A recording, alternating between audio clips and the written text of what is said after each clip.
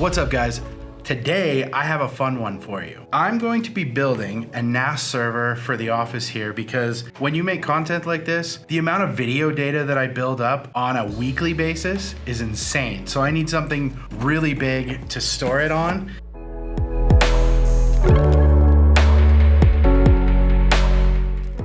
This is actually gonna be different because what I built at home was I took an old PC of mine that had an i7-3700 in it. I dropped 20 terabytes into it and turned it into a home server. So that's where all the Malone Post stuff has been living up to this point. Now I get to actually like unbox and use one of Synology's products, the DS920 Plus. So I'm really excited to see what this thing is gonna do for me.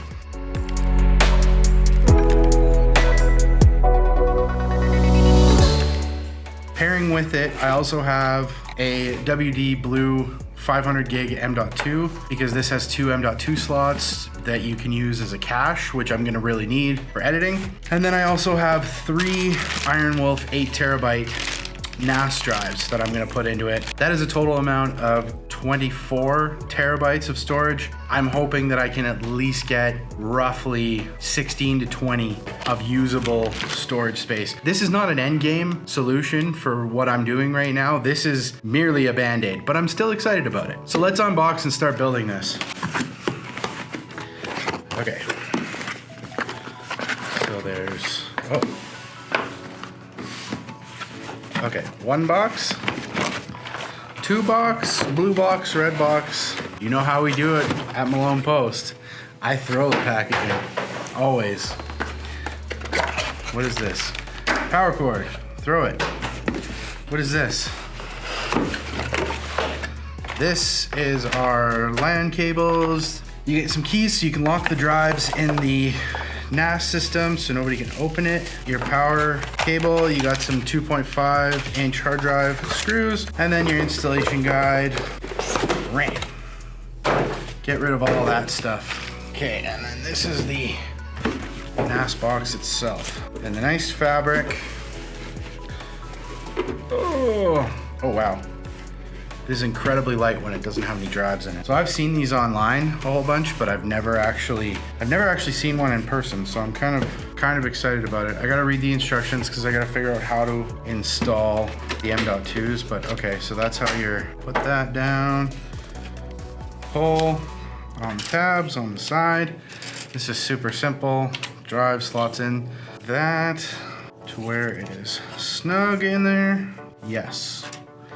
And then this toolless system. I really like this toolless system where you don't have to screw the drive in. You just push this thing into the tabs and it holds the drive in. Like, these systems are brilliant.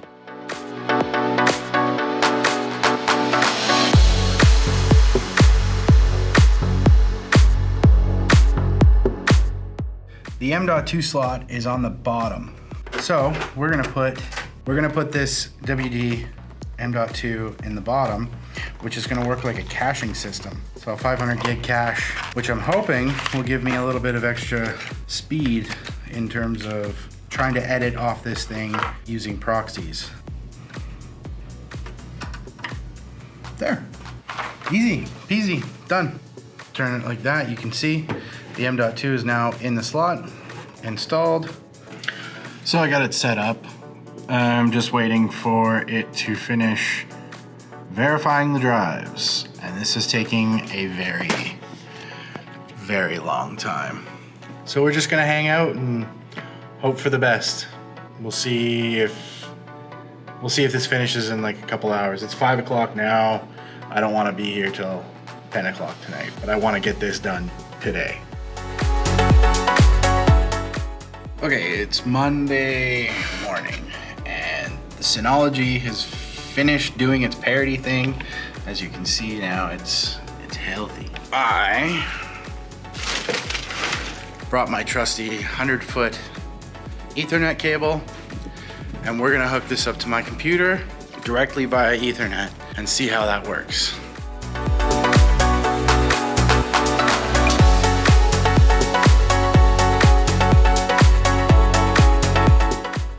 I'm I'm on airplane mode and I can connect to this directly via Ethernet. That is exactly what I wanted. I'm so happy this worked. There's lots of videos out there about setting this to a static IP and setting up your own DHCP server with this thing, because it does support doing its own DHCP server thing. So essentially now I can move it from the front over to my computer and use it as an editing server. I'm really happy. So I let it sit and marinate over the weekend. Like I said, it's now Monday. I have it deployed. It's doing exactly what I wanted it to do, which is I wanted to hook it up to my computer via Ethernet and be able to transfer files that way. As well, I'm gonna be editing off this via proxies. We're gonna see how that goes. I ended up with 14 terabytes overall storage with the 3 8 terabyte NAS drives, the Ironwolf NAS drives. It gives me a 1 drive failsafe in RAID 5, which is really nice.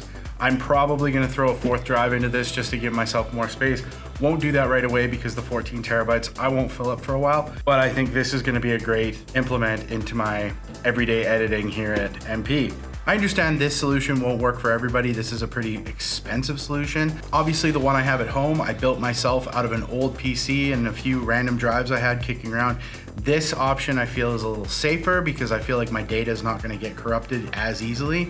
That other one has absolutely no redundancy built into it. So that's a little scary, but I'm gonna move all that stuff over to here right away. Make sure you like this video if you liked it, and also subscribe so that you don't miss any of the reviews that we have coming out weekly. I'm Lincoln, thanks for watching.